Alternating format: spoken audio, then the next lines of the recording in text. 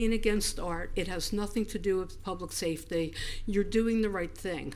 I urge you to continue doing the right thing because art draws tourism.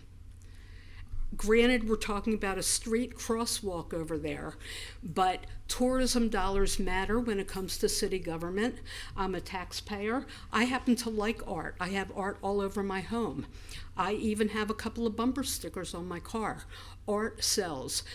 Every city needs money. Tourism sells. Now, just a couple of comments here. The governor might think that if he crossed the street where the crosswalk is, he might catch the gay bug. His children, who are school-aged, impressionable children, may one day come home and say, either his son or his daughters may come home and say, hey, Dad, Mom, I'm born in the wrong gender body. I might be trans, I don't know what's going on, and they're going to be going to schools that are not allowed to say the word gay. They're not allowed to say the word trans. Give me a break. This is a campaign about hatred. It is not a campaign about doing what's best for the state of Florida. It's a campaign to get MAGA dollars. Now, I read a quote on biography.com that I want to share with you, and I'll conclude with that. Okay? Well, Ron DeSantis was bragging about all he's doing for tourism. Let's not forget that he cost the state of Florida 2,000 jobs when he started the fight with Disney, and that cost millions of taxpayer dollars. Let's just talk about money, okay? Thank you very much. Thank you very much, ma'am. I'm complete for now.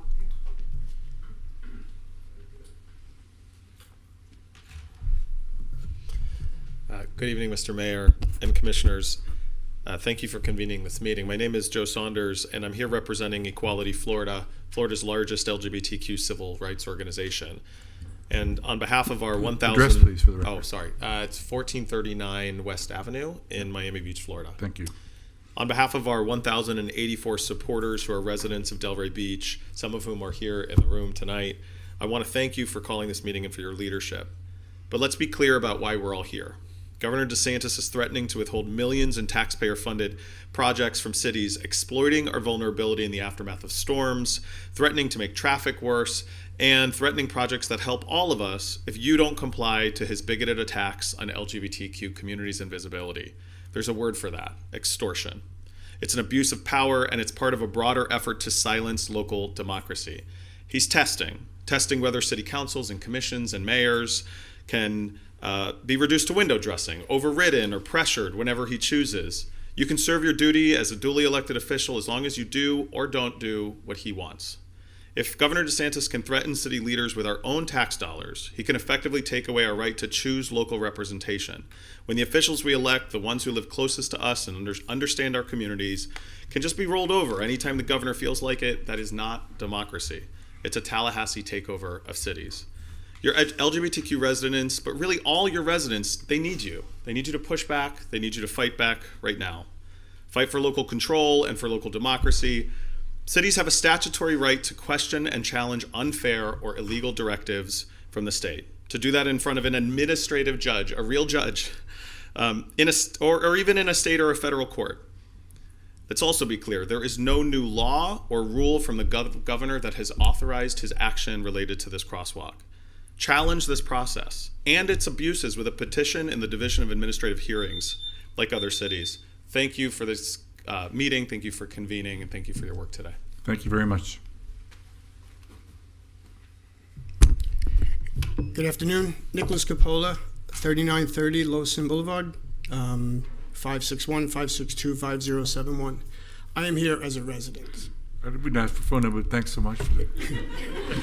I'm used to code enforcement. You have to give your phone number. And oh, gotcha. Okay. But well, thank you for. Yeah. I'm simply here to thank you all. I know it's not easy. I can only imagine the conversations and how difficult. I mean, going to Orlando to fight this. As everybody say, I think it's more gratitude right now. But folks are watching. They're really watching how this is playing out, and I think the light is shining on you guys. That doesn't shine well on the governor, without a doubt. It's disrespectful. And I know what we're seeing here right now, this is Delray Beach. And I'm happy to stay here, and you're never going to get rid of me. So thank you. Thank you, Mr. Copeland. Mr. Mayor, Commissioners, I may need an extra 30 seconds. I have timed my speech. But my name is Rand Hawk. I am president and founder of the Palm Beach County Human Rights Council. I live at 400 North Flagler Drive in West Palm Beach. Reuben Askew must be rolling over in his grave. For those of you who are unfamiliar with him, he served as Florida's governor in the 1970s. He helped restore public confidence in government at a time when Florida was grappling with corruption, scandals, and political mistrust. His most enduring legacy is Florida's Government in the Sunshine Laws, which became a model for transparency across the nation. Like you, Askew firmly believed that democracy can only thrive when citizens have direct access to the workings of government. Under his leadership, Florida passed some of the strongest open government laws in the nation. By mandating openness, these laws curtailed the secret negotiations that had long characterized decision-making in government. His work earned Florida national recognition as a leader in government accountability. To this day, the phrase "government in the sunshine" is synonymous with Florida's open government laws, which, if followed, are among the most comprehensive in the nation. Askew demonstrated that principled leadership and transparency could strengthen democracy, and his sunshine reforms should serve as a foundation for public trust in Florida government. Unfortunately, Tallahassee's handling of your efforts to protect home rule and your right to make decisions about what is best for the city of Delray Beach has been a disaster. You have been denied the right to an unbiased hearing. You have been denied due process to address the adverse decision of the hearing office. You have been denied the right to seek an injunction to protect the city-owned property. 30 seconds if I may. All because the governor does not like queer art in public places. PBC-HRC is asking you to continue the legal action to protect home rule in the Pride intersection. We're also respectfully asking you to formally request the state attorney, Alexia Cox, to investigate whether FDOT has committed any crime against the city by defacing public property, including but not limited to the criminal mischief causing damage in excess of $1,000. Thank you very much. Thank you very much. That it?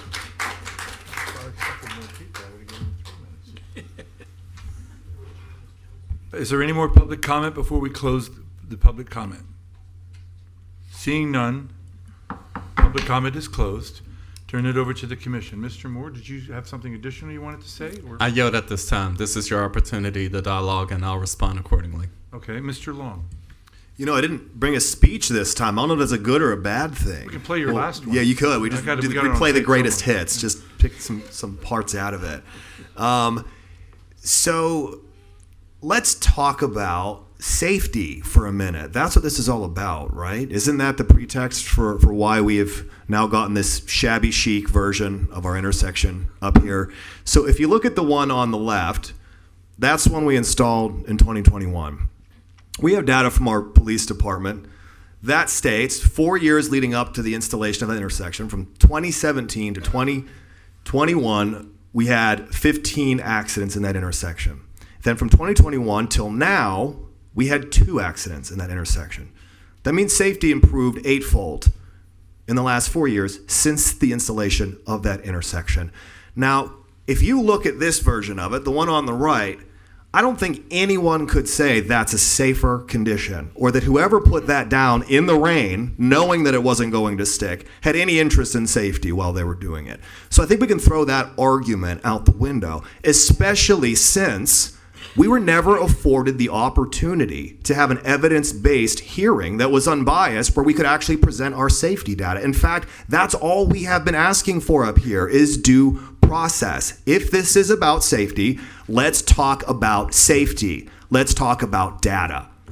I'm an engineer. Let's talk about data. I love data. That's what we should be talking about here, and that's what we need to be pushing. So what we have to handle first is, what are we going to do about this intersection now? They came in last night, ironically, and created an unsafe condition, right? The crux of their argument was that these are traffic control devices and we'd somehow obscured them. Do those look obscured on the left, where the gray stop bars, those look even remotely obscured? Not to me. They are now, because they have black paint tracked across them. So the FDOT came in last night without a work permit into our city streets that we own and maintain and created a liability in an unsafe condition that we now have to deal with. We are having an emergency meeting tonight to clean up their mess, to clean up their trespass and destruction of property within our city. That's what we're doing here tonight. So, as a commission, if we're not going to protect the safety of our city-owned, city-maintained streets, then what is it? That's our core function, I would think, right? To keep our streets safe. So that's all I want to do. I want to keep our streets safe. So my recommendation would be that we pressure wash these as soon as possible. That's the most expedient way to get this black, I guess it's paint, off of it. So we can get into that, but I think we need to remove whatever risk we have to this as soon as possible. And I think hydro washing it would be the quickest way, the most expedient way, and the least costly way to return our crosswalk to a safe condition, which is our responsibility because these are, again, our streets. So on top of that, I would like to see us join the effort of Miami Beach and Fort Lauderdale and seek the petition that they are seeking. And I'll defer to Lynn to explain better what that actually means. It's not an appeal. It's not a lawsuit. It's simply challenging the rule that they think it's challenging the fact that they did not follow the rulemaking process, which they did not. It was a memo that they put out, which they've used as the crux to try and enforce whatever this is. So we're simply questioning that and want the chance to present our evidence and data and have a real chance in front of a real administrative judge, not someone who's been compromised and biased, which is what we had, to have a real hearing. That's all we've ever asked for, and we haven't gotten it yet. So I think the most expedient way to get to that would be to join that petition effort with the DOAH. Could you help me articulate better what that means? You actually did a very nice job. Thank you. So actually, the petition has been joined by the city of Fort Lauderdale. They filed their petition yesterday using the same counsel that the city has used, Howard Dubasar. And what the petition does is it challenges the validity of the Memorandum 25-01. So Memorandum 25-01 is essentially what's prohibiting all the street art and pavement markings.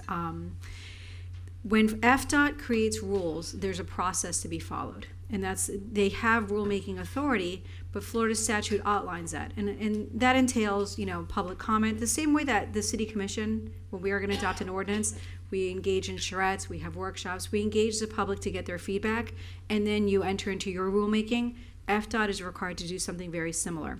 The argument is that Memorandum-2501 didn't follow that. So it's essentially not just a memorandum, it's a natural rule that was unadopted. And an unadopted rule still has to follow the same mechanisms and procedures for adoption, but it's just considered unadopted. So what they're arguing is that the notice that the city received back on August 15th, Terrence? Correct.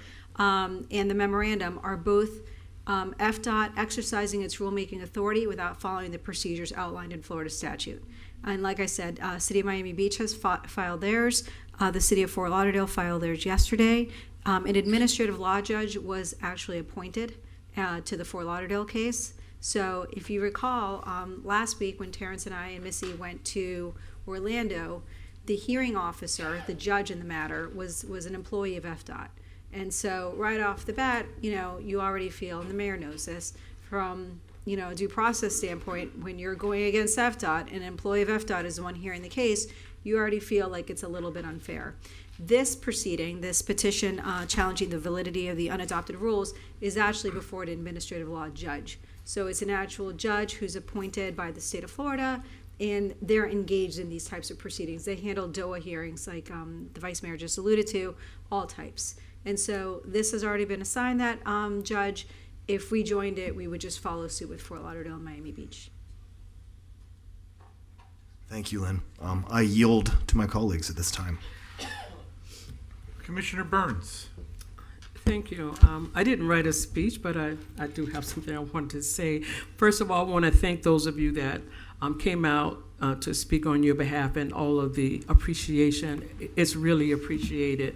But I was deeply saddened by the state coming in the middle of the night to remove the Pride crosswalk, not even 24 hours after we received a denial.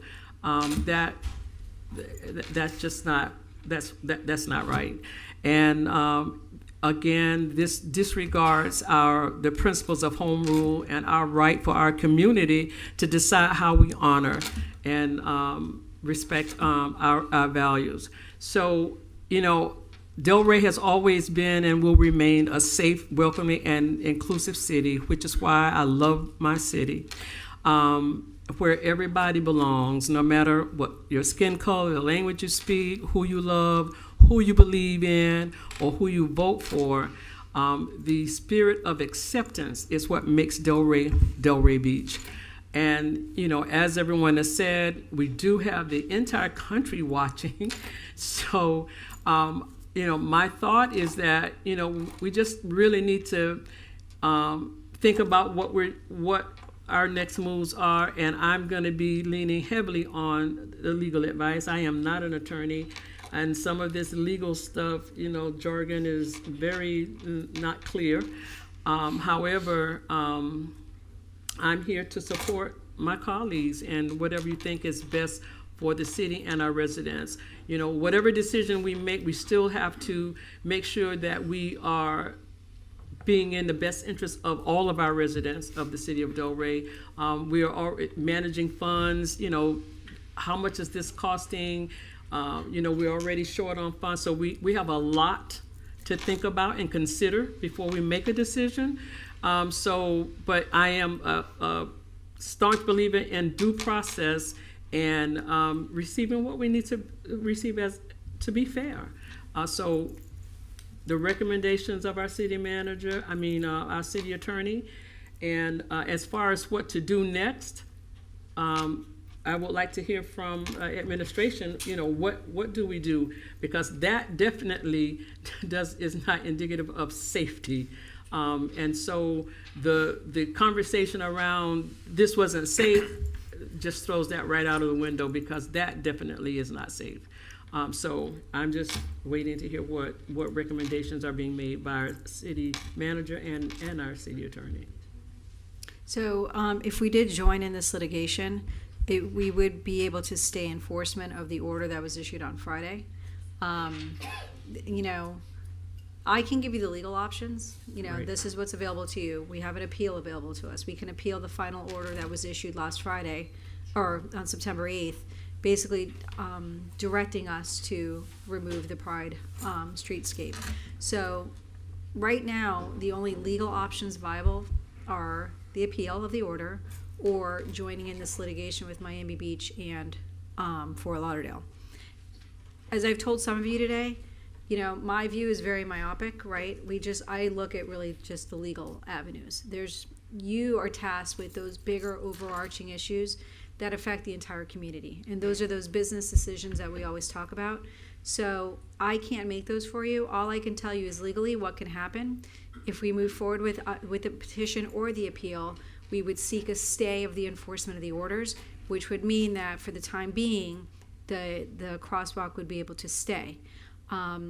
Litigation's expensive. It can be prolonged. This type of litigation, if we went the route with Miami Beach and Fort Lauderdale, that one's a little bit more expedient because it's before an administrative judge. If we actually appeal the September 8th order, I can tell you right now, that will be prolonged. Litigation, as you know, you've seen some of the cases that I bring before you. We have some from 2019, right? So that can take a long time, and that's when it starts getting costly.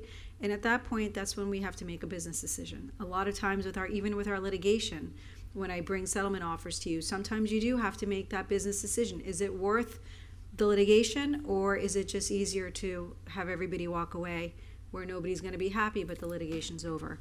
So I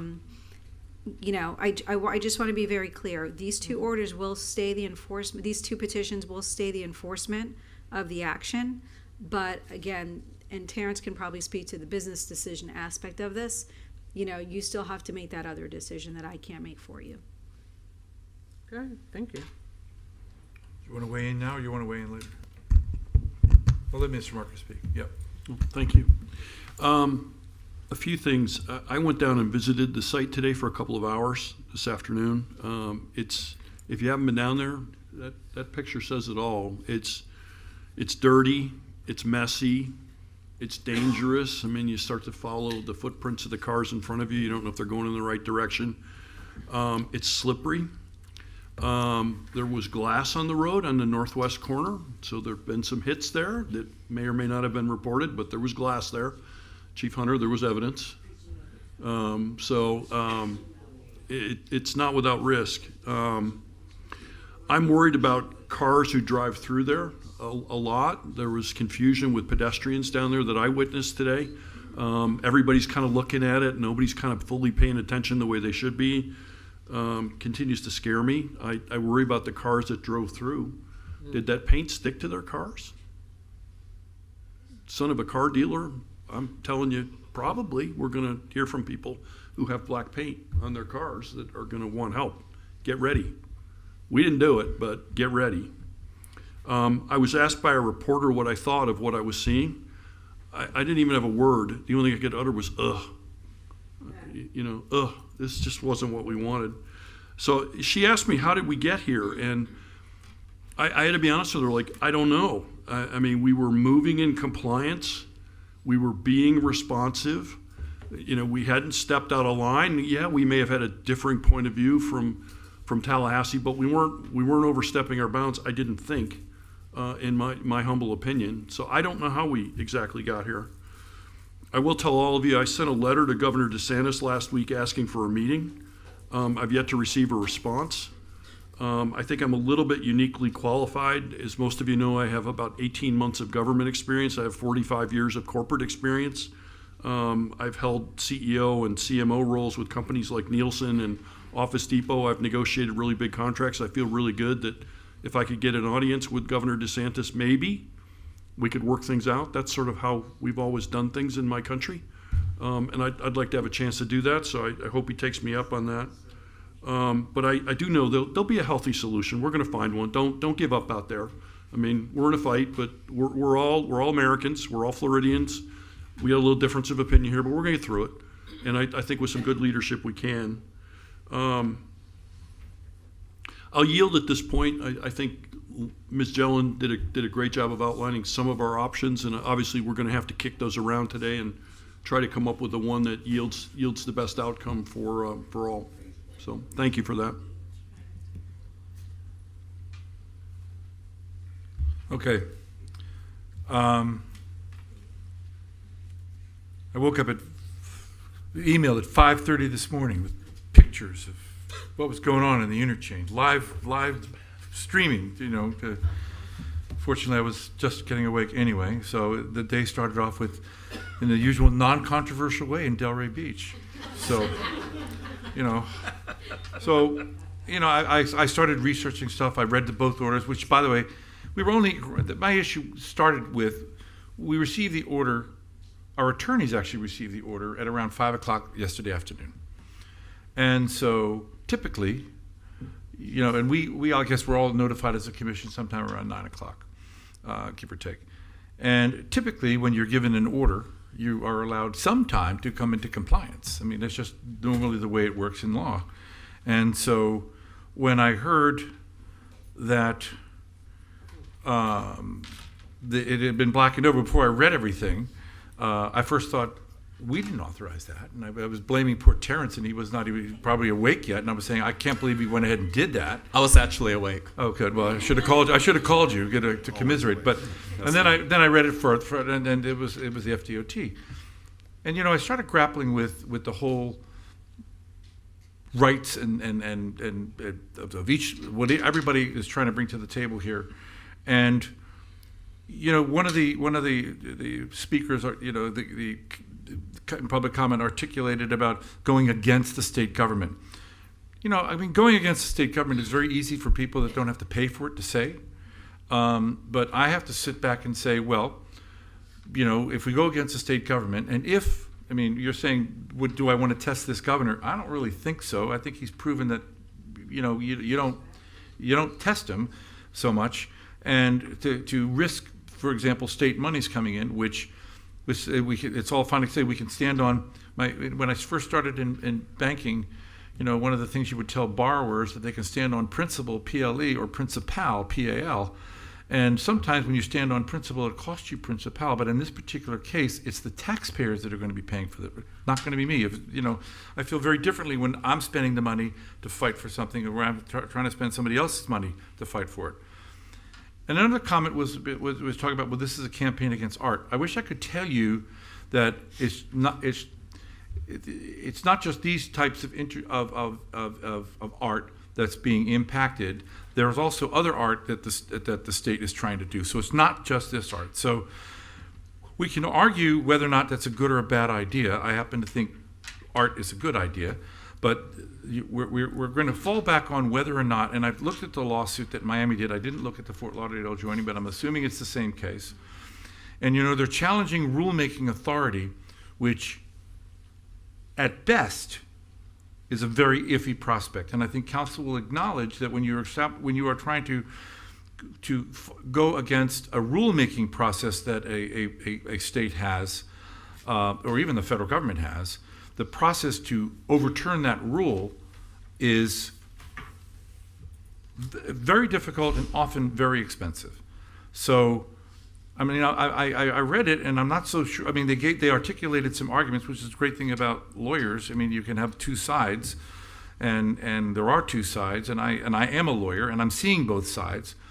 But I don't know that it's worth, when we have come forth with this, when we first proposed this, we said, okay, we will exhaust our administrative remedies. Okay, so we went through a process. We received a result that we're now all questioning.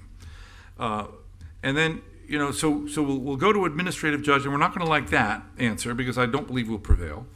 Because I do believe that the rulemaking process, is incomplete by depending on the rule. The state does have the right to mandate roads, and each time you accept money from the Florida Department of Transportation, I would love to tell you it doesn't come without conditions. It does. One of those conditions is that the city will have adopted within its own code of ordinances the standards by which the FDOT manages all its roads. And whether or not it's a public road, which is a different group of things, but we've still adopted the FDOT manual in terms of how all our roads are going to look. And anybody that has applied for a zoning application here in Delray Beach will know that part of what our zoning people will do, they'll say, well, the FDOT requires this, and this. And that's a fact. So we are required, notwithstanding whether it's a state road, federal road, or whatever road, to abide by the FDOT manual, which provides, in relevant part, that the rules that are promulgated by the FDOT need to be followed by the municipality. Okay, so we don't like the rule, agreed, and I certainly don't like the method that they came in surreptitiously, and not even giving us 24 hours, not even giving us 12 hours to comply. When you think about it, as I said, I was woken up at 5:30, and which means it was a fait accompli by then, and we were only received notification at 5, so we didn't even have 12 hours to comply before the state came in and did. As an aside, that's a terrible painting job to start with. I'm not sure it's real paint, it's not water paint, because I mean it certainly fell apart real fast, but that's just a separate matter. But I certainly think the city should have been afforded the opportunity to come into compliance, because when we went forth with to exhaust our administrative remedies, we said we're going to wait to see what we hear, and if we don't prevail, we'll come into compliance. Okay, so we didn't prevail. So now we're arguing whether or not the process of not prevailing was correct. And then, I mean, the lawsuit is going to be interesting. And I mean, I will tell you that Key West, which is also part of the same thing that we went up to, has decided not to pursue this. They had an extensive analysis that they did, and they concluded that as a business decision, they were not going to risk the state dollars and the cost of doing something where they ultimately were not going to prevail. And as lawyers, even when the city is involved in lawsuits, where someone will trip and fall, we find that it's sometimes just cheaper to pay them off and to not go through the litigation process, because I have to look at what all the citizens want. And it's very easy to say we could risk state money, but then if we don't get the state money, I either get to raise taxes to everybody. We can go up to 8 mills or 9 mills and just do that because we want to fight on a particular issue, which we're ultimately going to, in my opinion, lose, because I do believe they have the rulemaking. They have the rulemaking right. I mean, I know they question some of the issues, but the reality is they could solve that issue with really quickly internally. So I don't know that ultimately will prevail at any level. So and as hard as it is for me to say this, we said what we would do is we would do this, and then if we didn't do it, we would come into compliance. But we also gave the additional part of that conversation was, okay, if we can't have this, we can do something else. I'm very in favor of doing something else. I'm in favor of trying to figure out a way where we can somehow protect the spirit of the interchange in some other fashion without upsetting the state and losing money from the state. Because at the end of the day, that's not going to be worth it. I don't want to slow up any of our capital improvement projects. I want to be in compliance with the rules. You know, I couldn't fight the statute. Although when SB 180 came out about the limiting what we can do with our own zoning laws, we have joined a lawsuit because it was a law. But this is a rulemaking. This is rulemaking, which they, by everything that I've read, they are entitled to do. This is part of what they do. Now, if other groups want to pay for fighting their ability to do it, that's fine. I just don't want the taxpayers of Delray to pay for it because I don't think it's ultimately a winning case. And I say that because if I am committed to finding another mechanism to achieve what this achieved, and as I said, we talked about it. There are other things that maybe we could do that won't upset the state, which will continue our ability to get state funding, and try to find, I always talk about Plan B, but try to talk about Plan B, which is, okay, it didn't work here, but where can we make, what can we do to make the same kind of spirit of what the art is trying to portray in some other fashion in Delray Beach. So my view is I don't want to risk state dollars. I think that it's very easy to say let's challenge the state, and you know I think that we're dealing with a state legislature at the moment who is, and I don't know what I think it's shared by many people, is very different from state legislatures I'm used to dealing with in the past, particularly during the time of Ruben Askew. So I am reluctant to go any further in spending taxpayer money and further antagonizing revenue sources for the city when I think we can achieve the same kind of demonstration, so to speak, that this interchange had in some other fashion in the city. I think that's all I have to say. Can I respond to a couple of those comments real quick? I'll keep it real quick, because we keep talking about this in terms of business decisions, but this isn't a business. This is a government.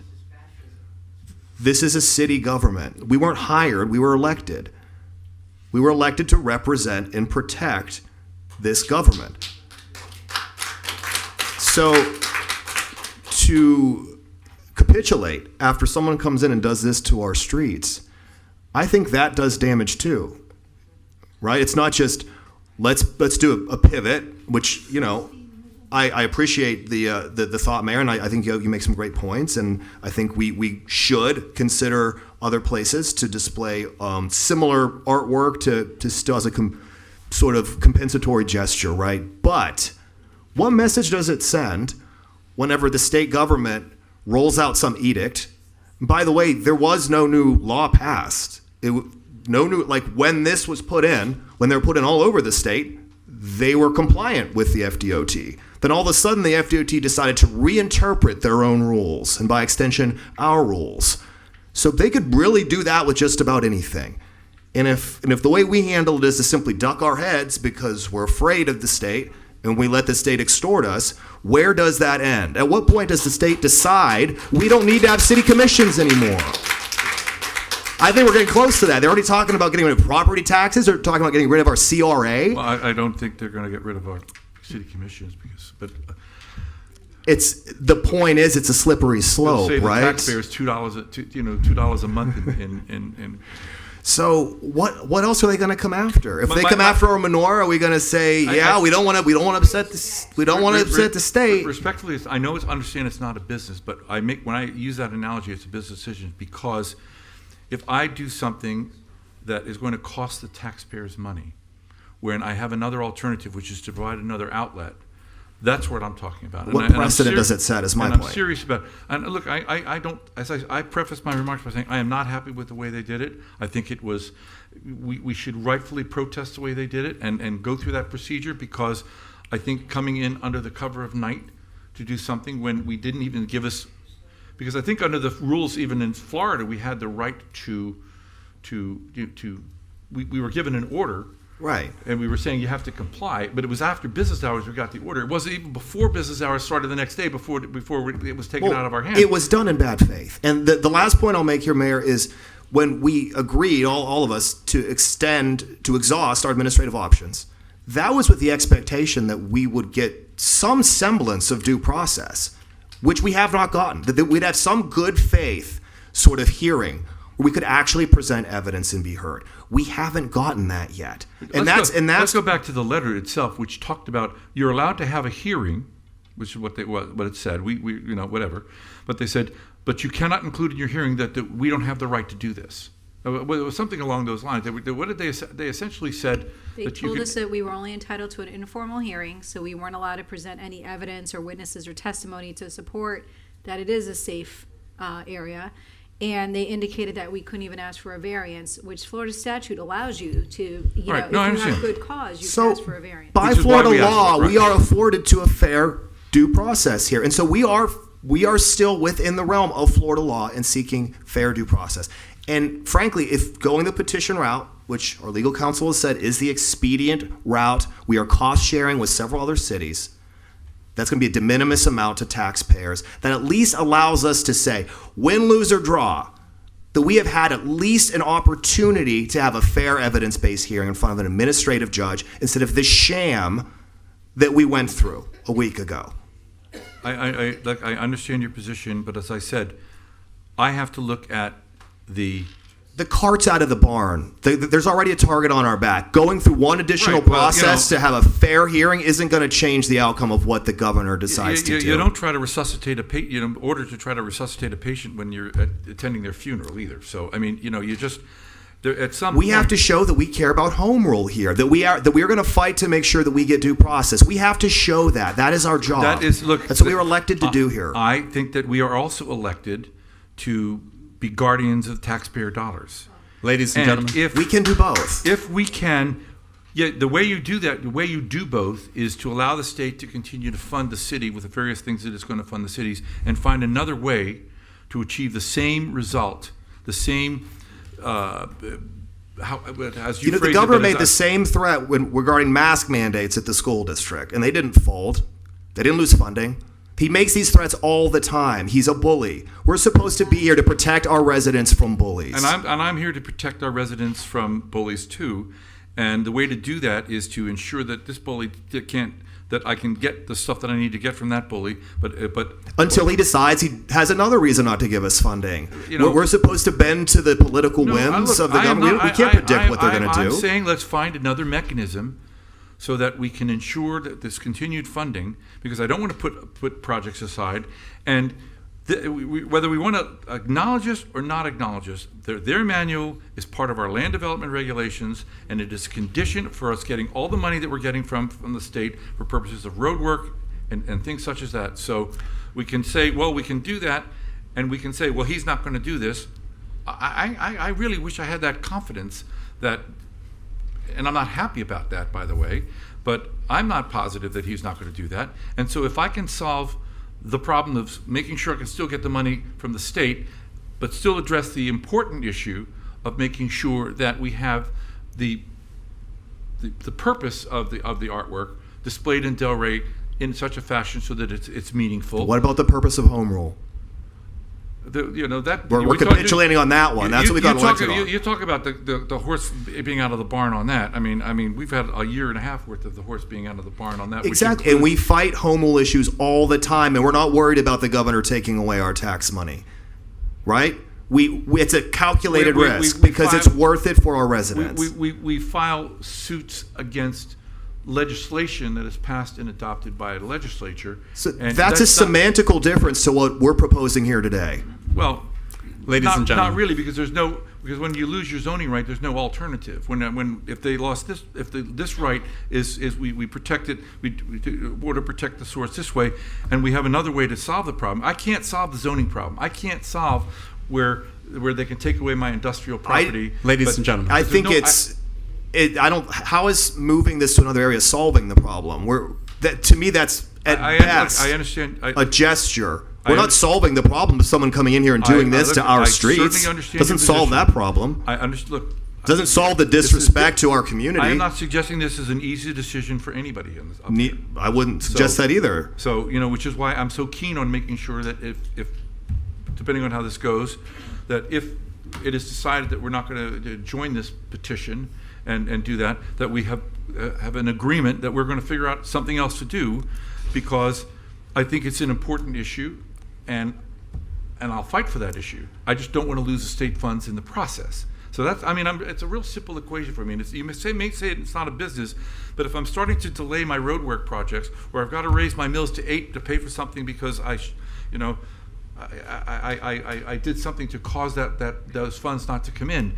That's why I'm saying it's so critical that we recognize Plan B, as I called it.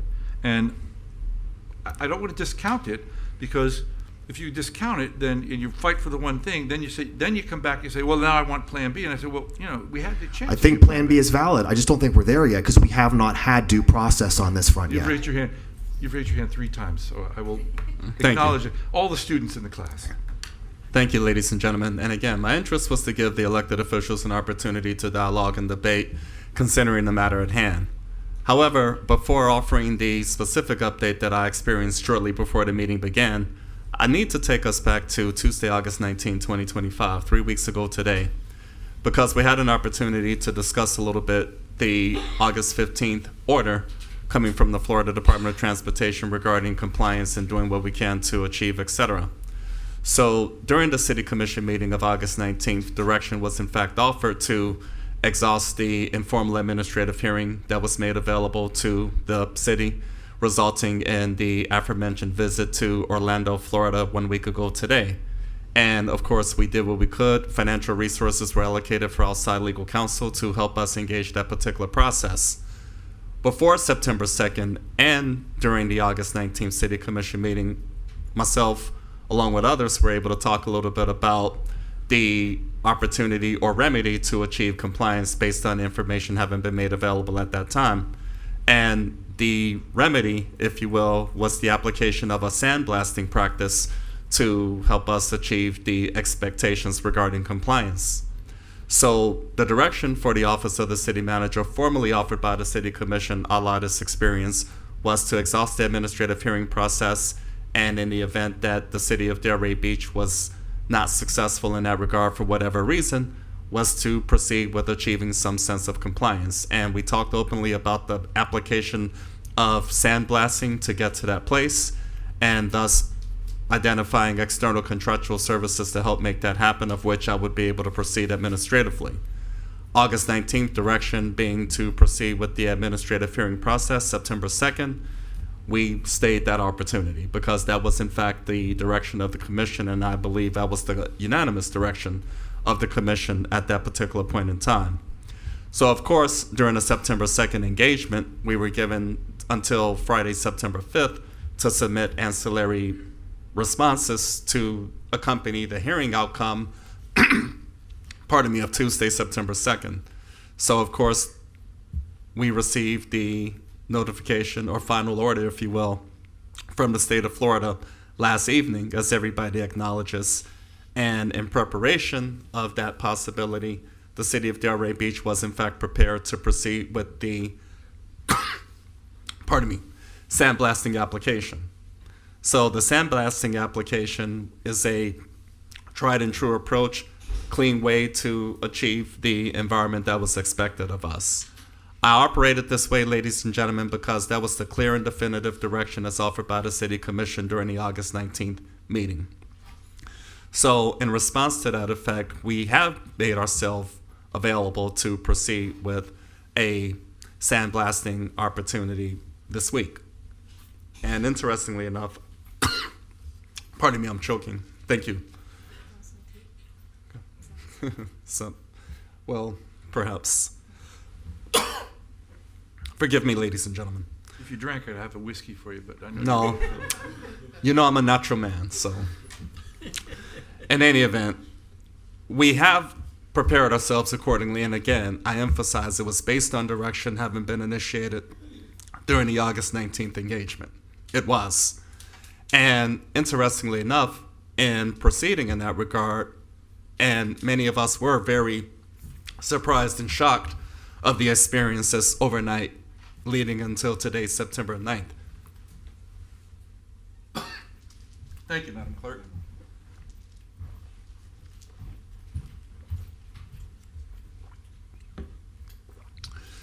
So, in response to that, we were looking for answers. What are our remedies? I drove over there early this morning. Carmen Kearney, Mr. Mayor, you were teasing me about the time in which I get up. I rise early. Once I'm up, I'm ready to go. So one of the first orders of business arriving here at City Hall this morning, a little bit after 7 o'clock, which is typically the case, was to take a drive over to witness what the photos revealed. And of course, it was dark, it was smeary, etc. And a few hours later, as I engaged the business day, I actually took a physical walk down to the location and saw what's being demonstrated in the pictorials on the projections before you at this particular point in time. So, of course, we do have an obligation to correct the environment to the extent that we possibly can. In addition to some of the comments that Mayor Kearney offered regarding rulemaking applications, etc., we do have an obligation to make our environment as safe and comfortable as we possibly can. So a lot of concerns did come to my attention with respect to liability, with respect to safety, and all other aspects to get to that place. Not to mention the current expectation regarding compliance. Thus reminding me of the prospect of a sandblasting application. And I've spoken to just about all of you individually about that, in addition to some other observations in my individual calls to you all, which began earlier this morning as soon as I was able to facilitate those. Interestingly enough, that did include an engagement with leadership of the District 4 office of the Florida Department of Transportation relative to why we are where we are. Because again, much of this was in response to an unexpected, unanticipated event that took place earlier this morning. Chief Hunter, I wish to compliment you, sir, for your being awake at 2:39 in the a.m., of which I was able to get up a couple hours thereafter because you sent the text notification advising of this surprising outcome, because none of us were prepared, none of us were given the opportunity to respond accordingly. We were all hit with this, ladies and gentlemen, so we had a lot of different thoughts, a lot of different opportunities to be responsive, and quite frankly, it was a challenging proposition.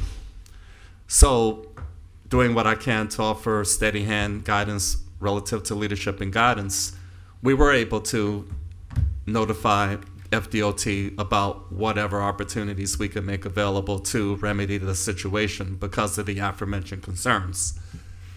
The outcome of that, ladies and gentlemen, shortly before this very meeting began, was my being directly contacted via telephone call to the office by a representative from Florida Department of Transportation District 4 headquarters, the Commissioner's Office of Steve Braun, regarding their rulemaking application, so to speak, and that they're asking about what opportunities can be made available for the city of Delray Beach to respond and achieve corrective action and to offer some sense of compliance. And they, in the process of that, informed me that they recognized the poor job that was executed overnight in terms of the paint smearing, and that did not work out very well. I'm sorry, ma'am? How diplomatic of them. Well, if I may please continue. Well, there's a visual test too, so I mean, I'm just... Yeah. So this agent, again, shortly before the meeting began, offered that acknowledgement, and they expressed a commitment to coming back to Delray Beach to take under consideration other applications, including the possibility of them performing sandblasting or hydroblasting as other alternatives to help the city of Delray Beach be in position to achieve a sense of compliance. So I did not make any commitments, recognizing that this meeting would begin a few minutes or so later.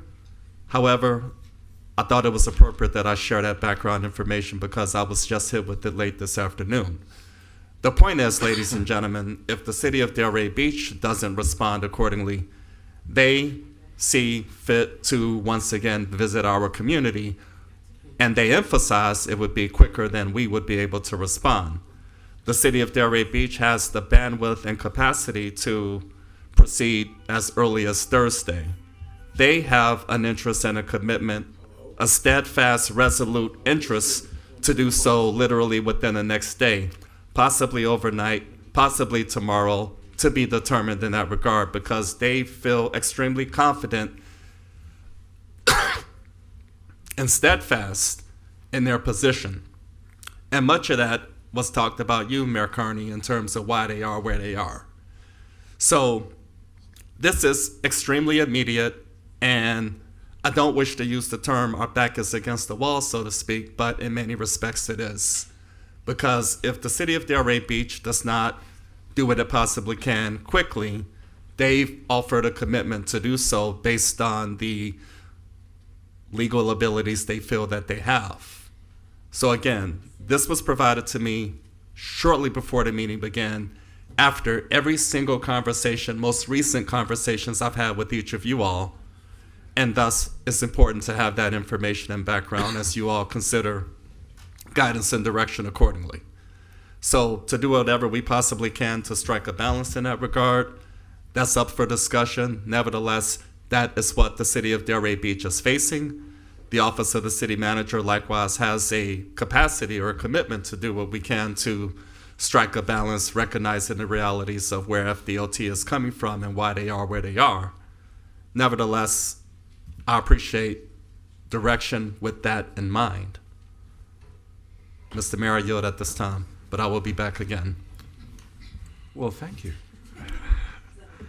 I appreciate the update, but I will say, because it kind of reiterates what I was saying, but everyone said, well, we haven't had to worry about funding before, we've never had to worry about this kind of stuff before. So to suggest that the state isn't going to come through with their threat of withholding money when they are prepared to send in crews overnight to do something, and have reiterated to our city manager that either you do it or we're going to do it, I strongly feel that we were told it was an informal hearing. We had the informal hearing. We exhausted that remedy. Now we're trying to move it up a bit. We weren't afforded that to begin with, and I think we should be really. I think that we really should be focusing on what Plan B is, and try to achieve something meaningful in that regard. Because I don't know that. I just think that this is going to happen, and so if it's going to happen, then we need to make the best out of the situation, because I believe the state is serious. I also said I believe that they had the rulemaking capability to do it. We can have another lawsuit and spend the money to come up to the same result, but I think at some point, although it's not a business, you have to make a decision whether or not it's economically wise to pursue a lawsuit that you can't win when you have at the possibility of a viable alternative, which is the Plan B, to let's figure out what we can do. That's where I am, and we can disagree, and that's fine. I mean, and if the Palm Beach Human Rights Council wants to, as other private organizations have done, is to file suit in the state, questioning whether or not the Florida DOT has the right to do this, or whether or not the street art should be somehow, if certain criteria met, safety being among them and other kinds of things are among them, to allow this sort of thing in Florida, I'd be the first to comply. But all I'm saying is that's not what we have in front of us now. We have in front of us now, do we want to take on the state, or do we want to figure out what Plan B is? And I'd rather go with Plan B because I think it's a win-win for everybody. So can I ask, Mayor, why do you think Fort Lauderdale and Miami Beach have chosen this route? These aren't small cities with a bunch of yokels elected to them. They're serious, sophisticated individuals on these commissions. So they must think there's a reason to at least have a fair chance here, right? With this petition. Then I can say, why didn't Key West do it, or why didn't these? I mean, we can always. I don't try to predict. I don't even try to predict what this commission does, let alone what the Fort Lauderdale or Miami Commission does, or Miami Beach Commission does. So anyone placing bets on this commission is probably losing a lot of money. I am placing a bet on this commission that we're going to do the right thing, and we're going to make sure that we solve this problem by making sure that we can address it via the Plan B to try to find some meaningful way to address this without taking on the state and without risking state funds against a state that's already said to us, we're going to do what we want to anyway. Taking on the state is, I think, kind of like, are we taking on the state when we're simply just asking for a hearing that state law provides to us? I encourage you. I say we're working within the actual state. We were not afforded. Laws. We were afforded the opportunity for an informal hearing. We were not given a hearing. We were afforded the opportunity to have an informal. And we motioned to dismiss the hearing officer. Right, and we were denied. Right. So what? So we're just going to give up and say, well, we did our best. We never got a hearing. At some point, your legal process is exhausted. You can keep saying. I don't think it's exhausted yet. Well, okay, well, that's an opinion. We have another process that we can still do to actually get an evidence-based hearing. We haven't had that yet. You can have the process in front of a hearing officer, not a DOT engineer. We never had a hearing in front of an actual judge or hearing officer. But we never had that. That's not a hearing. Fine. We're going to agree or disagree on this point. So my view is that let's focus on trying to. We can't run our city government like we're hostages. We were elected to protect this city government. I was elected. It's our job to do that. But the portion of the city government is making sure that your taxpayers are not unduly taxed or incur expenditures for things. And that's a reach. We don't know that any of that's going to happen. What we do know what's going to happen is that we're sending a message by allowing this to occur in our city and then rolling over. I think they've sent the message themselves by coming in and doing it, not even giving us 12 hours. So anyway, so you've had your point. Anybody want any additional? I just want. I mean, I don't see it as rolling over. I mean, if we have to determine whether we have exhausted our legal process. Have we exhausted it? And then also, as Mr. Moore said, we did give clear and definitive direction that once we did this, that we were going to comply with the order. However, my concern is safety, number one, and compliance. We talked about some alternative artwork in other places in the city if this did not work. So, I would like to support that. Giving up home rule, I would like to fight to the end. However, it's a hard decision, and Mr. Moore he's prepared with the direction that we gave at our last meeting to comply with the removal. We can't leave it like that, so we do have to make some decision. It can't be left like that. And if I may add, ladies and gentlemen, just as a reminder, your September 15th regular meeting, your next meeting taking place 6 days from today. Item 7A does provide an opportunity for commission to chime in, offer guidance and direction relative to other gestures of support in lieu of the current state of affairs. So that is being made available as urgently, as quickly as it possibly can. And again, we're talking about the next 1 to 2 days of getting matters squared away. We have some capability, some bandwidth, and of course from there, perhaps the commission can think about any other striking of the balance opportunities above in that regard. My principal concern at this juncture is what happens between Tuesday night and beginning Thursday morning, whether it's the city of Delray Beach, whether it is the state of Florida dictating the outcome of the work that remains ahead with regards to this location. Well, I think there's a lot of decisions that are kind of sitting here, and one of the things you and I talked about today, Mr. Moore, we cannot leave that the way that is. That's super duper dangerous. We're going to have an accident there, and somebody's going to get hurt. We're we're all neighbors. We don't need that. So I don't know whether we want the state to come in and fix that, or if we Right, should we fix wanna that, fix it ourselves. But that needs to, at a minimum, be put back to the way it was, you know, and be a healthy intersection for us in Delray. So, And if that happens, the state will still come back in here and attempt to remove it. but if we go in Thursday night, I guess it was what you said, and we clean it, it's going to clean all the paint, right? That would be, that would, You're talking about sandblasting it. Remove it. that would be, that would begin before Thursday evening. That would begin Thursday morning, per direction being made available. And again, the call that I experienced a few minutes prior to this, a little while before this meeting began, that was very concerning, because even our efforts wouldn't be fast enough according to them. So Right. technically, I would still have to broker some informal pact, if you will, Right. so that we can have the opportunity to manage the environment, manage the destiny. And again, I felt comfortable, ladies and gentlemen. I wish to emphasize, for crying out loud, the direction that was provided August 19th. I have to speak openly about that. I have to acknowledge and recognize that, because a lot of hard work, time, energy, and resources were invested to respond and proceed accordingly. Right. And as city manager, I have to be concerned aggregately across the board in every realm. Absolutely. And that was the basis of the presentation during the August 19th meeting. I do my absolute best to support each and every last one of you, every resident of Delray Beach, every stakeholder. However, it's an awesome responsibility to take it all under consideration. I do my absolute best, and I wish to God every day that that is valued and appreciated somehow.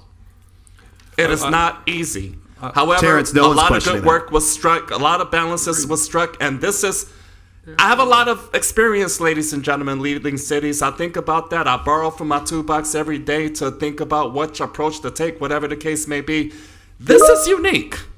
This is unique. Thus, the opportunity to appreciate any feedback and guidance that all of us can collectively make ourselves available to achieve. Because this is unprecedented for any and every other city. And so when stakeholders, concerned residents, individuals speak to the commission in this regard, please understand, it's not that straightforward. Most matters is based on the experiences, intelligence, leadership, guidance, and abilities we have in this regard. But in this particular juncture, it is not. It is not. So I'm really glad that, in a way, I'm really glad that the FDOT folks did reach out to me late this afternoon so that I can provide that background information. That's really the first time, ladies and gentlemen, all of this, that we received some definitive information that may be helpful relative to the decision-making process. A la, we do what we can to manage the environment based on direction offered August 19th, or they be allowed to come back in, because regardless of what the legal position may or may not be, they're following their path, not necessarily a rule book that we may think is to be followed, but they are where they are. So with that, ladies and gentlemen, my involvement, guidance, direction to this effect was based on structure and principle, beginning with August 19th, 4 days after receiving the August 15th notification letter. Terrence, when you- Mr. Moore and I met last week or so to discuss the agenda coming up for next week, and Mr. Moore had talked about the importance of putting on the agenda what I am calling Plan B, but putting on the agenda the recognition that we are going to try to do something to address not being able to have this here in a fashion where, because I'm confident we have the Nick Coppola is former president of Compass. We have Rand Hock here, who's the Palm Beach Human Rights Council. I'm confident that we can come up with some meaningful alternative that is not going to upset the Florida Department of Transportation, which we can pretend that they will or they won't, but they're going to render this moot no matter what we do here. So rather than focus on how we can do battle in that front, the prudent course is to figure out what we can do on this front so we can protect the source of funds on this front, but still achieve the same result over here. May not be an interchange, but it could be something just as meaningful. And without exploring what we can do, I think is disingenuous to the process, because I'm weighing. It's very easy. It's very easy to say, well, we should do this, and we should fight. Okay, great. But if it costs people money, and I have an alternative over here that I could do, I'd rather not cost people money and take care of my alternative. So when we discussed the agenda, it's very important that we were going to put that on the agenda, and which you did, and it was your suggestion to do that, and I immediately said, great, let's do that. So I think that's where we should be trying to focus on, is what we can do to try to have Plan B, because we're just not going to win this other one. And I don't want to blow it for everybody, because we keep trying to fight over here when I think I can have a win over here. So I just want to briefly respond to the city manager's comments, because you take a lot of flack up here, Terrence. Yes, sir. You have the hardest job at this city. Yes, sir. I think you are often unfairly scapegoated and maligned and blamed for things that are not your fault. I think it happens constantly up here. And it's unfortunate. And none of this situation is an indictment on you and your ability to do your job. I want to make that very clear. I appreciate it. You have been doing your job throughout this process. Yes, sir. But I've made this point before, though. Your job is different than our job. Yes, sir. We are elected. Yes, sir. To be representatives of these people out here.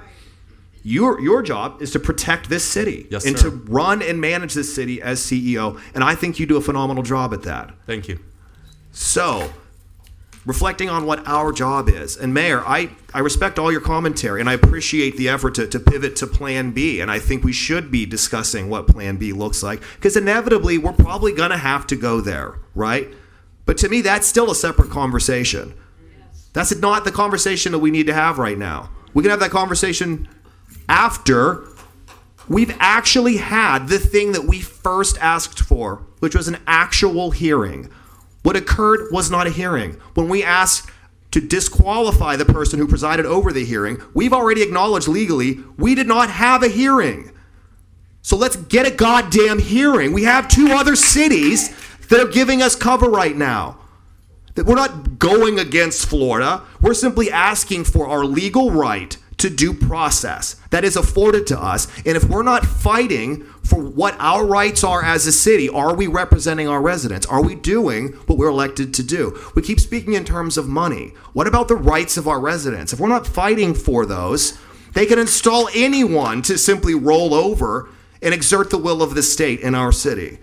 And we're talking about not upsetting the DOT. You mean the DOT that came in and committed this malicious act on our streets last night? That clearly didn't care about safety. No, did not. They clearly didn't come to fix a problem. They came to maim something that means something to our community. They came to send a political message. And what's our message back gonna be? You win. We'll just whatever you need. We'll go figure out another place to put our symbol until they decide that we can't have that one either. I'm just saying you correctly point out that there have been 2 cities that are undertaking this. There have been 22 that aren't, for a reason, with the same analysis of what it's going to cost and what it may cost by pursuing something. And all I keep saying is that I don't just represent the people that are sitting here. I represent the people that aren't sitting here, and I think that they have a voice too. And one of those voices is you take the best route to try to achieve the result for the greatest number of people. And if the greatest number of people will be benefited by not depriving them of revenue sources and being able to do something over here, that is the prudent way to do it. And I can't. I mean, I've been involved in too many things as a lawyer, trying to negotiate, trying to get the best outcome. And, sometimes you go into a deal and one side leaves the deal and they feel that they won, which means the other feel that they lost. I always was trained that if the people leave, either and both sides like it or both sides hate it, it's probably fair to both sides. So this is going to be unpleasant for everybody. Because there are going to be people saying we shouldn't have this monument at all in Delray. We shouldn't have any kind of, not monument, but whatever kind of demonstration, whatever vehicle we use to try to replicate the theme of the importance of the symbol. Well, I'm not interested in compromising with those people. I'm saying, We're talking about compromise. I'm not giving a platform to the people who don't want to have any No, symbols but for I'm saying, LGBTQ. but you yourself said you represent all people. Everyone has a voice. So I'm trying to satisfy Right, all but the not voices. not all opinions should be respected. Correct. Frankly. And there will be, and when we try to do Plan B, there are going to be people that are opposed to it. I will not be one of them. Is what I'm saying. So Okay. all I'm trying to do is protect, make it a win-win, and that's just the way I think. I mean, I don't see this as a win-win. I see this as it's this not. is a I mean, surrender. they've already said they're going to come in and do it anyway. So what do we? I mean, I'm trying to be in control. I want a of our own chance to destiny. present our case. We have not had that. We were afforded the opportunity for an informal hearing. That's what the letter said. And by the way, By state law, we are afforded an opportunity to have a real hearing, though. Can I ask And you a we question? gave them the benefit of the doubt that they would give us some semblance of an actual hearing, which they did not. Can I ask a question? Are we talking about two different things here? Repairing this and going forward with coming. They into are two separate things, yes. Compliance with this and then joining the law aren't those two separate things? I guess what they're saying is, we would join the lawsuit, which would toll the activities of the FDOT with respect to the interchange, and essentially We would get a stay of execution, so to speak. You would have a stay of execution. But we still have to repair this. We can't. We wait. still have to do something Right, right we away. have to Whether do it's something. sandblasting it or hydroblasting it, Right. we have to do And something so to what give the we'll city be manager fighting direction. for is home rule as opposed to we have to fix this now. So Correct. to me, I'm looking at two different things. It is two separate things. Okay. What I'm recommending, and I will say what I'm recommending, is that we follow the line of thought that was provided by the FDOT to the city manager, which would be to Yes. eliminate this interchange, I'm agreeing. and at the same time pursue what I keep calling Plan B, which is the purpose of the meeting next week, next Monday. Yeah. Monday. Time flies when you have a good time. Next Monday to think about what kind of meaningful, something meaningful that we can do to recognize the importance of the symbol or the art or whatever, but get the FDOT off our backs, because all we're going to be doing is delaying the FDOT from being on our backs and potentially compromising, which I don't think is a potential. I think that this governor is serious. The funding sources, because October 1 is coming upon us. That's the beginning of the budget, and as the arts people learned last year, with a stroke of a pen, the $100,000 that was coming to the city of Delray evaporated. So, And that was against whatever. If that's the concern, he's Mayor, not going to do it. He did it. why did we agree to exhaust our administrative options in the first We place? agreed to follow the procedure set forth in the letter, which was to ask for, and we have received, an informal hearing. We tried to But elevate we it, motioned to disqualify that hearing officer for a reason. So which was so denied. based on that, which was denied. but based on that, we never got a hearing, right? but- we're agreeing that was not what they promised. So why they would we promised not it. push to get some version of that? again- That's what we all agreed to up again, here. they To are me, six- this is just what we originally agreed to. I don't want to get into a Right. legal argument here, but the point is we were afforded the opportunity for an informal hearing. Which the we fact weren't that you given. didn't like, or one doesn't like, or people do not like the. Our legal counsel didn't like it. It wasn't just us saying, "Well, we don't like it." I am not. It wasn't. I am not. I we am filed not a even motion. remotely suggesting that there's not a heavy-handedness here that I don't like. But what I'm trying So to why do. would we agree to something, acknowledge I'm that we not- didn't get it, and then say we're done? That's not even consistent with what we initially decided to do. I'm trying to offer a solution here to benefit everybody. You don't have to support. I'm it. just trying to continue down the path that we started. I think that would be. To show our residents that we are committed to seeing this through before we have to look at Plan B. Well, I think it's premature to pivot to Plan B. The governor's already talking about us. He's been talking about it. Right, and look what So they're how? doing. Yeah, and we're going to accept that and allow it. Well, This is our job, is to push back against things like so when the this. 60 million is for somehow delayed or denied or whatever. You're assuming that's going to happen. You're assuming that's going to happen. It's an assumption. Well, It's I an think assumption. I think that this governor has certainly demonstrated that when he makes a So we're assuming our lawsuit won't prevail. We're assuming a lot of different things here. But what we know is that we never got the thing that we asked for, which was a fair again, hearing. we asked for the hearing that was afforded to us in the letter. And which was an again, informal- we motion to disqualify we're that gonna go hearing back and officer. forth. We didn't We're get gonna it. go back and forth on this. I've We read the are. letter. We're saying the same things over and over again. So what so, Can I ask a couple of questions? Sure. Lynn, last night, did other municipalities get targeted the way we did did every city that was on the list? I believe End up Key with the West, same Fort result? Lauderdale hasn't had their hearing yet. I think their hearing is next week. I believe Key West received the same treatment from FDOT. Okay. Mayor, can I just Theirs clear look up better, though. something Can I for just, Commissioner- before you Oh, jump in, just sure. a couple more little things. I think Angela is right. There are a couple of issues that are standing here. Number one, in the interest of safety of our residents, we have to come in, Mr. Moore, and clean that. Whether we do it or whether FDOT does it, we need a commitment to get that fixed. So can I just and by fixed, clarify? I mean clean, so that it's safe. I think we need to for clarify one pedestrians thing, though. and FDOT's drivers. not coming in to clean it. They're coming in to sandblast it and Correct. take off all the paint. So Correct. it's going to look like I asphalt know. when they're done. Yeah. So I just want to be very clear fair. because It's either us or them. Yeah.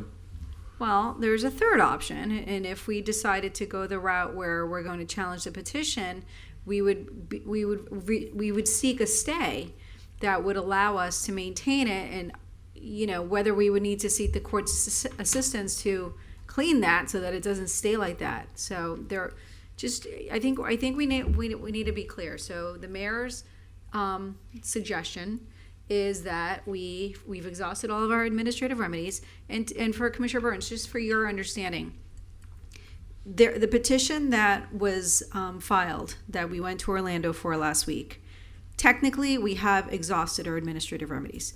We went to the hearing. Whether or not we can sit here and argue whether or not it was fair or not, do I think that there was due process? No, I think everyone can pretty much agree to that. But that's the situation that we were handed, and that's what everyone else is receiving. Right or wrong, that's what happened. That hearing is essentially over. We received a final order that, if you look at the final order, it actually directed us to come into compliance. So it did not direct FDOT to take that action, and certainly That was not. my point earlier. And certainly not in less than 12 hours, right? So the mayor's suggestion is, we're done. We've exhausted our administrative remedies. We're going to direct the city manager to it's going to be gone. So the Pride intersection will be gone. There will be asphalt there. So, and then we will discuss Plan B at Monday's meeting. Option 2 is to pursue either an appeal, which would be contesting the final order that I sent you last night. That essentially would also give us a stay. And again, we would seek permission from the court to clean this so that it doesn't look like this, pending final resolution of that action. And then the third option is to join Miami Beach and Fort Lauderdale, contesting the rulemaking authority. Now, I don't know if that's neither one of these is going to be evidentiary, right? Contesting rulemaking is essentially just saying you didn't follow the essential requirements of the law. An appeal is saying we weren't given the essential requirements of the law, and this is why we deserve a do-over. So both of those, the appeal, we go back and we do it again. And either they'll say you get a formal hearing and you do it again with FDOT, same process, and they'll make a decision. Or the petition, that result will be that the memo 25-01 is not valid. It wasn't properly enacted pursuant to the rulemaking statute 120.54.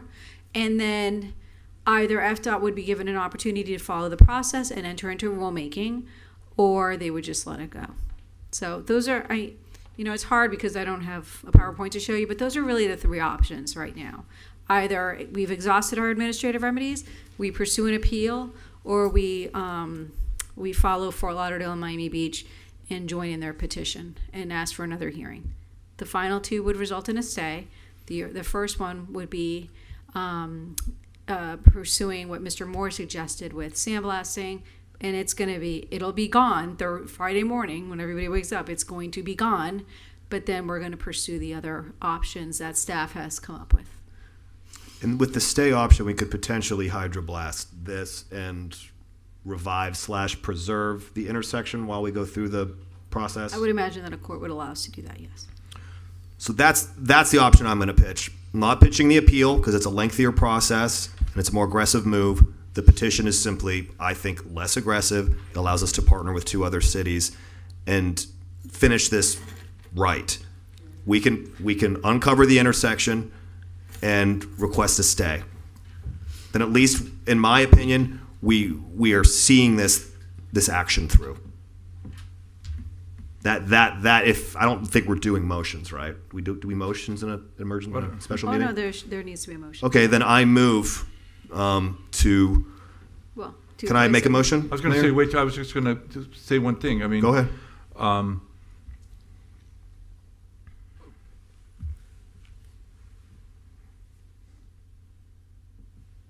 Well, no, I'm going to go ahead and make.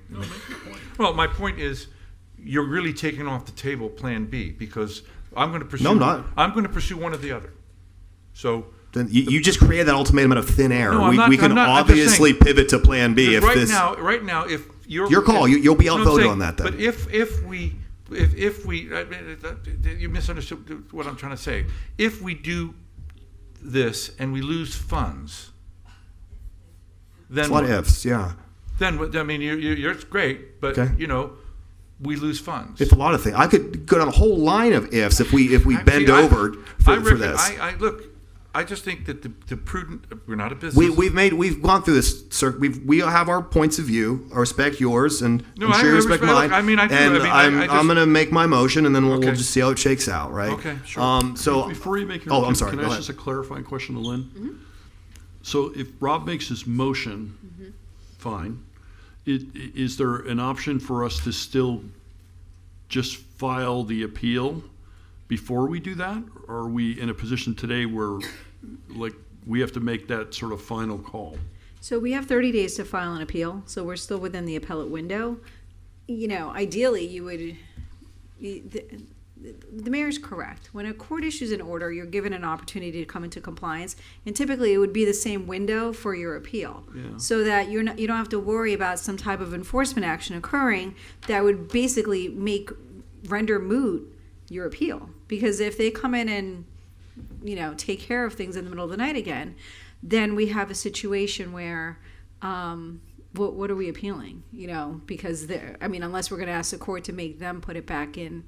And I don't, so from that standpoint, I think if you're going to decide to appeal or if you're going to do the petition, I would need to give that direction to the lawyers this evening, so that things get moving. I think it's one of the reasons we had the meeting tonight was so we could move quickly on this.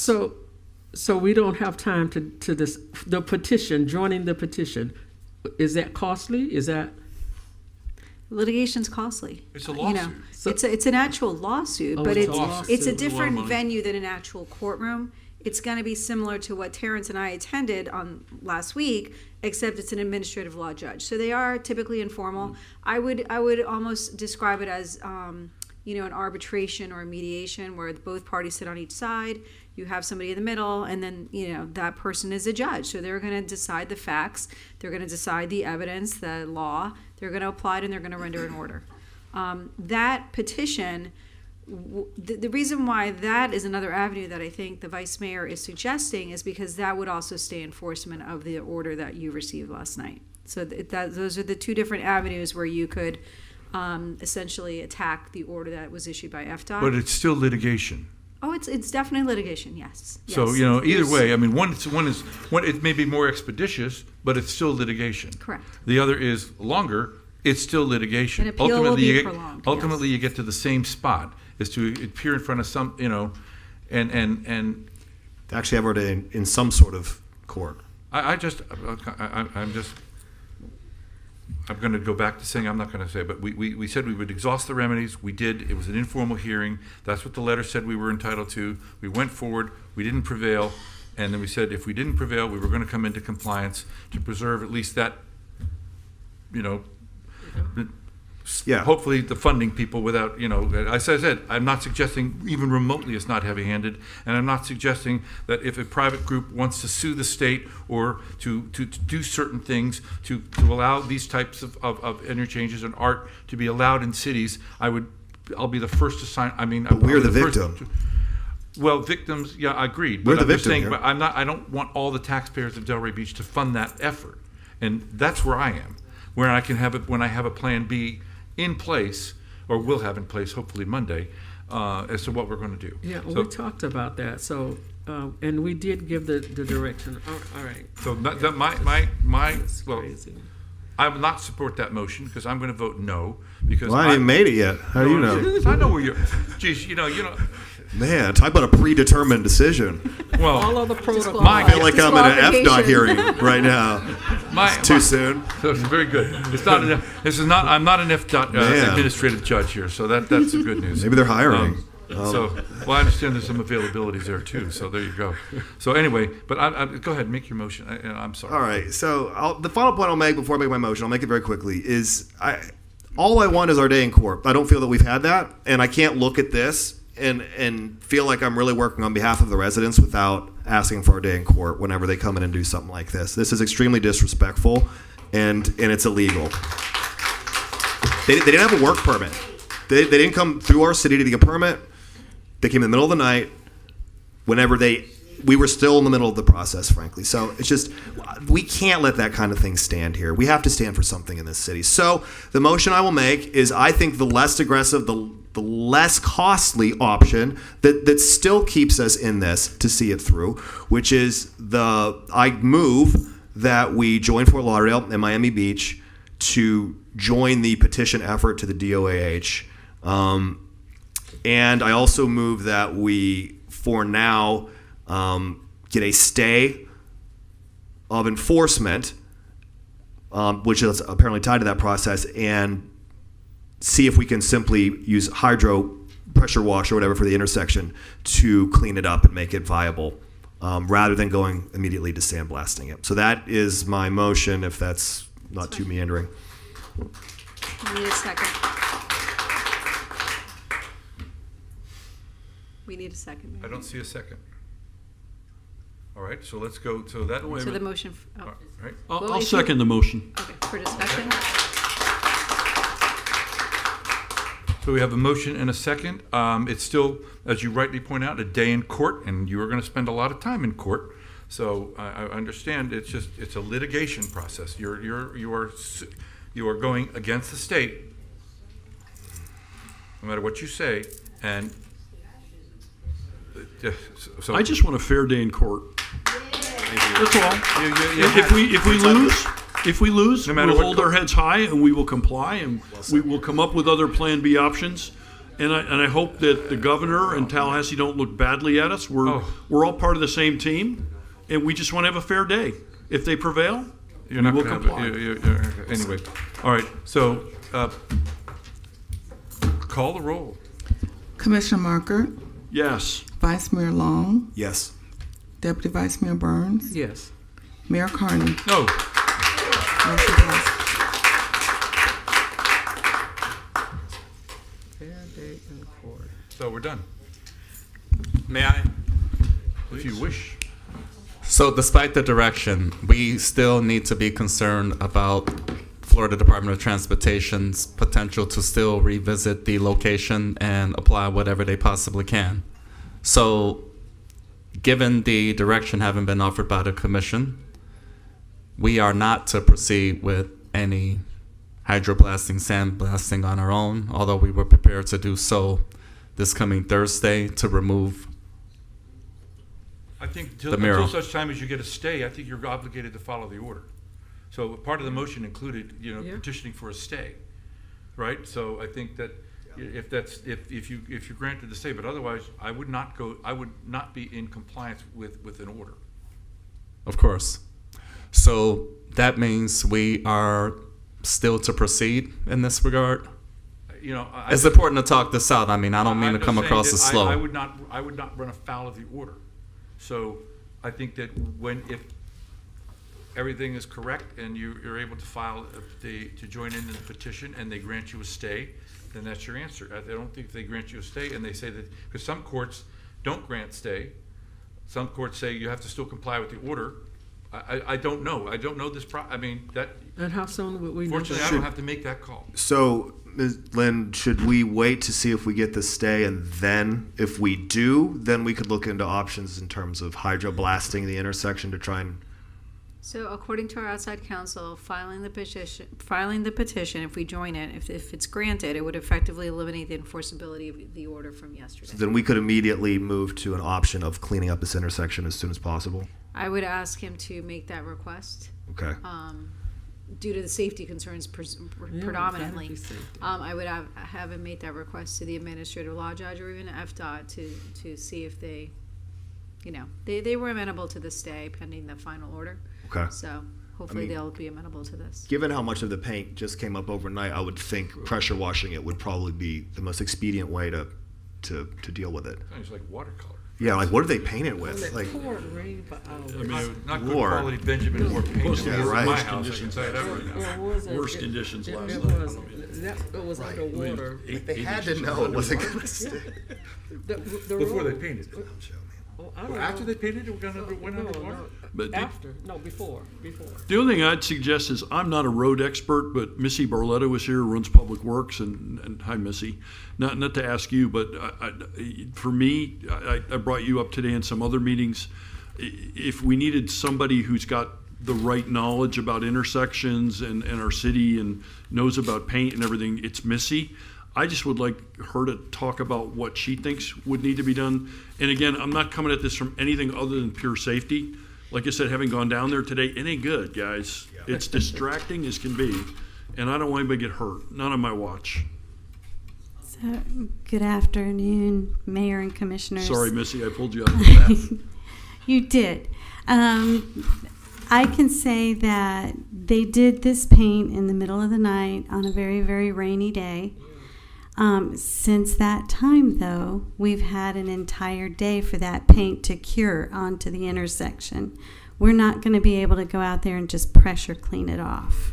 Okay. So, and the difference between sandblasting and hydroblasting is that hydroblasting is sandblasting with water that keeps the sand down. It's the same process. Okay. The only other thing that I would add is that it's not a quiet procedure. It would need to be done during the daytime. If DOT comes in here and tries to do it at night, we're going to have a lot of complaints from the residents who live near it, and even more from the Hilton Hotel that is right on that. Yeah, we got a big hotel right on that intersection. corner. I would So suggest you for- let the local people know and just, and doing a daytime, Right, for these reasons, I mean, staff would prefer to keep control over the process. I agree with that. And so in your mind, sandblasting is the only viable option here at this point? In your If we professional- go out there and do the sandblasting, we are removing all of the paint. Correct. It's not asphalt. You have to remember that this intersection is concrete pavers. You're right. So the paint is going to come off relatively easily, and it's going to look like it did before the Pride intersection was ever painted. So that I wanted to make sure that you had that information just to manage expectations about what's going to happen after we go out and try to clean it up. So there's no way to simply uncover or revive our existing intersection. It's leave it like this or remove all the paint. In my opinion, Correct. at this time, Right. yes. We can continue to do some additional research and see if there's something else that we might be able to do. Maybe there's, maybe there's a way to polish some of it off without going all the way down, but I don't think so. I mean, I would be, I'm on board with deferring to our public works director in terms of the most prudent option in terms of what you guys do there. Okay, so what I think Missy's trying to say though is that you can't just take that black off, right? Right. So it's gonna, it almost is. It looks like it's going, by itself. Somebody just drove by and told me that it's pretty much off because of the rain, but it's not gonna look pristine, I guess is A couple more good days of rain like this, I think it'll do the job for us, save I us mean, I'm just 10,000. concerned that it's Does I it- was in West Palm Beach all day. Did it rain hard here today? Oh, gosh, yeah. Oh, Yeah. Would it make sense to? then for- it probably. That's why I called you about that. They called me on that flood. Where I forgot where it was, but we fixed that. okay. Thank you. I appreciate it. They You're called me. welcome. Can I fix the flood? And I said I'm not God, so I can't do that. But Would it make sense to, for now, while we're going through this process, just sandblast the stop bar crosswalk area? Because that's the area that's really the traffic control devices. Correct. We can repair the traffic control device portions of the intersection by repainting the white lines and making sure that the intersection is safed up that way. And we'll take a look at what the paint looks like at the end of the day. I came straight here. I didn't drive by the intersection before. Okay. if there are no other questions for our director of Thank you, everyone. Thank you, Missy. So, any other things? Any other things come for the commission? We are.